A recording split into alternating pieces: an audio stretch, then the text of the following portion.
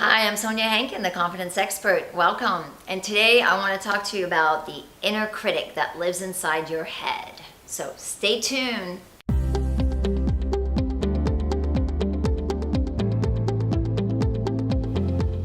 I want to talk to you today about that voice in your head that you hear all day long. Do you have one of those?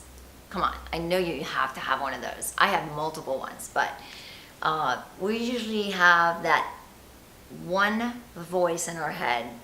You can call it the inner critic. You can call it your negative self-talk. But it's just that voice you hear that when you're doing something, it's like, oh, why'd you do it that way? Oh, you're so stupid.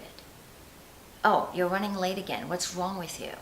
And it's just that constant criticism or putting you down or telling you how you're just not good enough or telling you how you didn't do something the way it should have been done.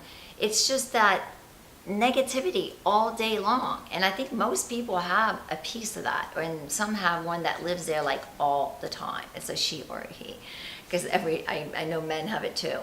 But I read a book once by Michael Singer called The Unfettered Soul. And I love what he says in his book. He talks about that inner critic, that voice, and he says, just pretend it's your roommate. So imagine that this voice, now, take the voice out of your head, pretend it's a person, a roommate, an old roommate of yours, or a friend, or a family member. And they're walking with you or spending the entire day with you. And they're going, what's wrong with you?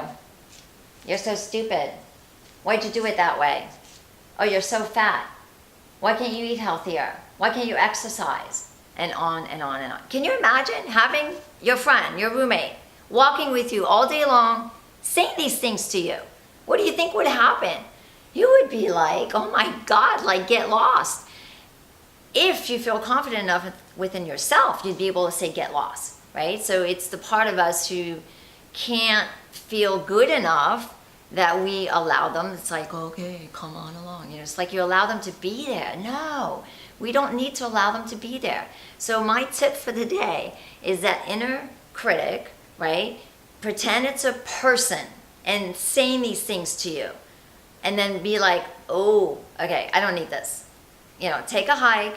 I don't need you as a roommate. I don't need you as a companion, whatever it is. Just tell them to go away.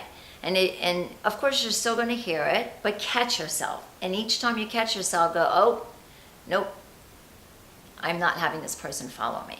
And the other thing you can do is, as you start hearing these negative things, first say, well, is it really true? It's, what's her name? Byron Katie. She asked that question in her work of, is that really true? Look at the facts versus what you make up, because we all make up stories in our heads. So ask yourself, is it really true? So if I hear, oh, you are so stupid, I'll ask, is that really true? It's like, no, it's not really true. Yeah, can I do stupid things? Sure, I can do stupid things. But am I stupid all the time? No. So just ask, is it really true?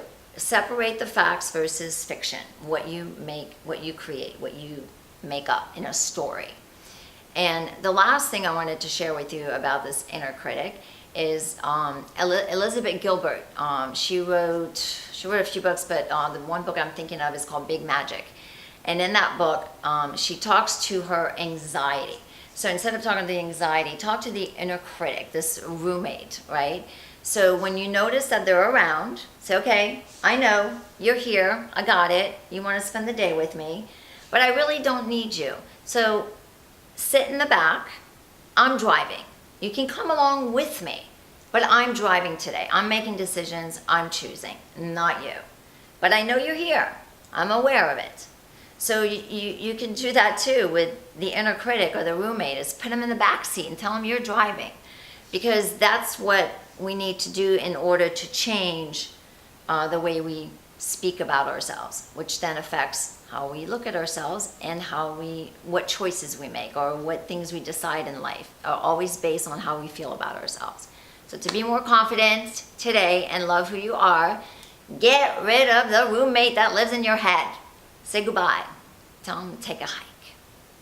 All right, so thank you for listening, and I look forward to our next time together. Have a great one.